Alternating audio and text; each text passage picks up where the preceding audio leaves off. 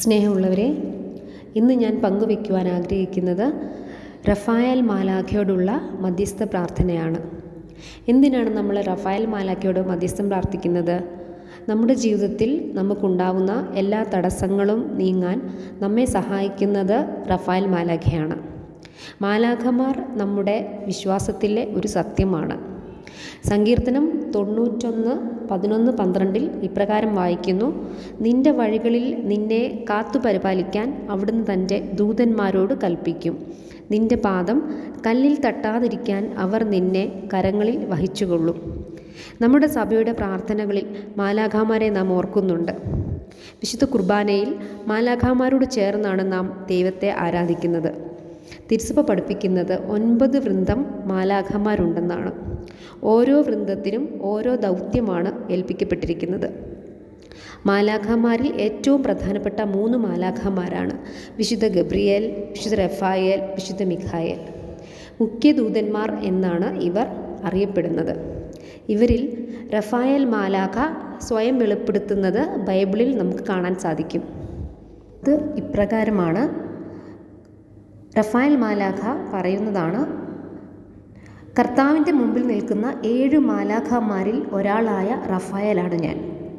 അതായത് കർത്താവിൻ്റെ മുമ്പിൽ നിൽക്കാൻ യോഗ്യതയുള്ള 7 മാലാഖമാരുണ്ട്. അതിൽ ഒരാളാണ് വിശുദ്ധ റഫായേൽ എന്നാണ് ഇവിടെ വ്യക്തമാക്കുന്നത്. എന്താണ് റഫായേൽ എന്ന വാക്കിൻ്റെ അർത്ഥം? റഫായേൽ എന്ന വാക്കിൻ്റെ അർത്ഥം ദൈവം സുഖപ്പെടുത്തുന്നു എന്നാണ്. ബൈബിളിൽ റഫായേലിനെ നാം കണ്ടുമുട്ടുന്നത് കൊച്ചു തോബിയാസിനെ സംരക്ഷിക്കുകയും വഴി നടത്തുകയും ചെയ്യുന്ന ആളായിട്ടാണ്. അതുപോലെ തന്നെ പിശാചിൻ്റെ പിടിയിൽ നിന്ന് വൃദ്ധനായ തോബിത്തിനെയും സാറായെയും സുഖപ്പെടുത്തുന്നതും തോബിയാസും സാറായുമായിട്ടുള്ള വിവാഹത്തിന് വഴിയൊരുക്കുന്നതുമെല്ലാം ഈ റഫായേൽ മാലാഖയാണ്. ചുരുക്കി പറഞ്ഞാൽ, വേണ്ടതെല്ലാം ഒരു കുടുംബത്തിന് ചെയ്തു കൊടുത്തതിന് ശേഷം സ്വയം തന്നെ വെളിപ്പെടുത്തുന്ന റഫായേൽ മാലാഖയാണ് 12-ാം അധ്യായത്തിൽ നാം കണ്ടുമുട്ടുന്നത്.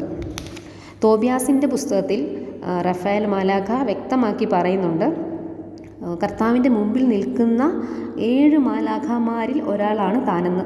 ദമ്പതികളുടെ മധ്യസ്ഥനായും റഫായേൽ മാലാഖ അറിയപ്പെടുന്നുണ്ട്. പഴയ നിയമത്തിൽ 200ഓളം പ്രാവശ്യവും പുതിയ നിയമത്തിൽ 70ഓളം തവണയും മാലാഖമാരെ പറ്റിയുള്ള പരാമർശങ്ങളുണ്ട്. മാലാഖമാർ വലിയ വിശുദ്ധിയുള്ളവരാണ്. അവർ ദൈവത്തിൻ്റെ മുഖം സദാ ദർശിക്കുന്നുവെന്ന് വിശുദ്ധ ഗ്രന്ഥം സാക്ഷ്യപ്പെടുത്തുന്നു.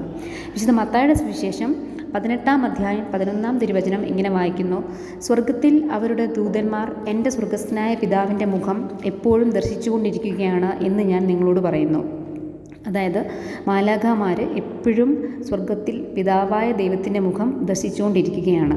അവർ പിതാവായ ദൈവത്തിൻ്റെ ആജ്ഞയുടെ സ്വരം ശ്രവിച്ചുകൊണ്ടാണ് ഇരിക്കുന്നത്. എപ്പോഴും പിതാവ് ദൈവത്തിൻ്റെ ആജ്ഞ അനുസരിക്കുകയും അതനുസരിച്ച് പ്രവർത്തിക്കുകയും ചെയ്യുന്നവരാണ് മാലാഖമാർ. കാറ്റക്കിസം ഓഫ് കാത്തലിക് ചർച്ചിൽ ഇപ്രകാരമാണ് എഴുതി വെച്ചിരിക്കുന്നത്: അവിടുത്തെ ആജ്ഞയുടെ സ്വരം അനുസരിച്ച് പ്രവർത്തിക്കുന്നവരാണ് മാലാഖമാർ.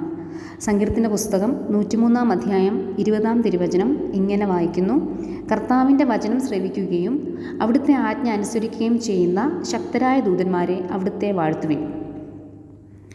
സഭയിലെ ഒട്ടനേകം വിശുദ്ധർക്ക് മാലാഖമാർ പ്രത്യക്ഷപ്പെട്ടതായി ചരിത്രം സാക്ഷ്യപ്പെടുത്തിയിട്ടുണ്ട്. മാലാഖമാർ എന്ത് ചെയ്യുന്നു എന്നുള്ള കാര്യം നവവൃന്ദം മാലാഖമാർ എന്ന പുസ്തകത്തിൽ എഴുതിയിട്ടുണ്ട്. അത് ഞാൻ കുറച്ചൊന്ന് വായിക്കാം.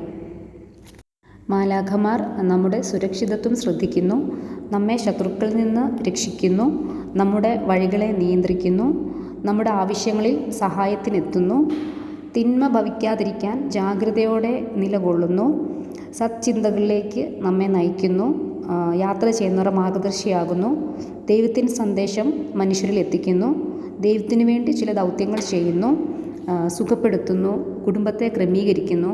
ഇങ്ങനെ കുറേ കാര്യങ്ങൾ എഴുതിയിട്ടുണ്ട്. എല്ലാം ഒന്നും ഞാൻ വായിക്കുന്നില്ല. അനുദിന ജീവിതത്തിൽ നമ്മെ വഴി നടത്തുന്ന റഫായേൽ മാലാഖയോടുള്ള ജപം.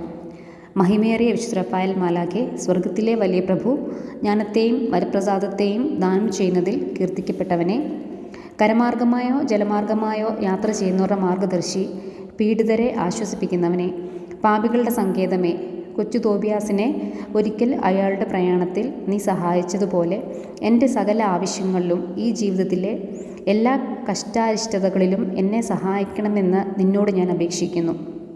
നീ ദൈവത്തിൻ്റെ ഔഷധമായിരിക്കുന്നതിനെ കൊണ്ടും എൻ്റെ പലവിധ ആത്മീയ രോഗങ്ങളെയും എൻ്റെ ഏറ്റവും വലിയ നന്മയ്ക്ക് ഉപകരിക്കുമെങ്കിൽ എൻ്റെ ശരീരവ്യാധികളെയും സുഖപ്പെടുത്തണമെന്ന് എളിമയോടുകൂടെ നിന്നോട് ഞാൻ അപേക്ഷിക്കുകയും റുഹാ കുദാശയുടെ ആലയമാകുന്ന എന്നെ യോഗ്യനാക്കി തീർക്കുന്ന മാലാഖയ്ക്കടുത്ത ശുദ്ധത എന്ന പുണ്യത്തെ നിന്നോട് ഞാൻ പ്രത്യേകമായി യാചിക്കുകയും ചെയ്യുന്നു. ആമേൻ.